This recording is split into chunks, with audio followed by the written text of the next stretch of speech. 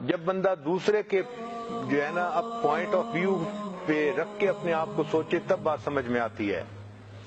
چنانچہ ایک آدمی تھا، اس کے بیٹے کا ایکسیڈنٹ ہو گیا، وہ ہاسپٹل میں آیا تو سرجن ڈاکٹر اس وقت گھر تھا۔ اس نے نرس کو کہا کہ اس کو فون کرو، میرے بیٹے کا آپریشن ہے، وہ جلدی آئے۔ چنانچہ ڈاکٹر کے آنے میں چند منٹ کی تاخیر ہوئی۔ اس پر جب ڈاکٹر آیا تو یہ والد جو تھا یہ اس کے ساتھ بہت غصے ہونے لگ گیا۔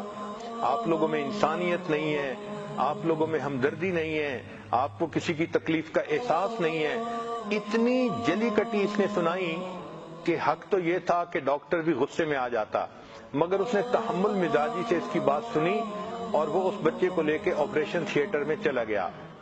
تقریباً 1 گھنٹے کا آپریشن ہوا اور 1 گھنٹے کے آپریشن کے بعد وہ ڈاکٹر باہر نکلا اور اس نے کہا کہ your son has been saved, تمہارے بچے کی جان بچ گئی ہے اور آپریشن کامیاب ہو گیا ہے۔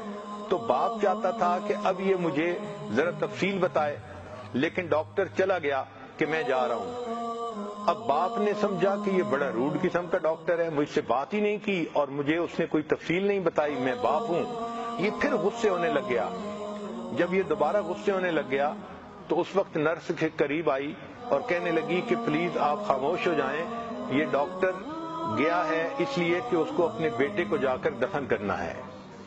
اصل یہ تھا کہ اس کا اپنا بیٹا گھر میں فوت ہو رہا تھا اور وہ اس کو بچانے کے لیے تھوڑا سا ٹائم اس کو لگ گیا تو آنے میں دیر ہو گئی، مگر اس نے پھر بھی اس کے بیٹے کو پریفر کیا کہ میں اس کو آپریٹ کر کے اس کی جان بچاؤں، اور اس دوران اس کو کال آ گئی تھی کہ بیٹا فوت ہو گیا، تو آپریشن کے بعد وہ جلدی گھر چلا گیا تھا۔ جب باپ کو یہ پتہ چلا تو اس کو اپنے اس بیہیویئر کے اوپر پھر افسوس ہوا۔ تو کئی مرتبہ انسان دوسرے کے شوز میں اپنے آپ کو ڈال کر رکھے، پھر بات صحیح سمجھ میں آتی ہے۔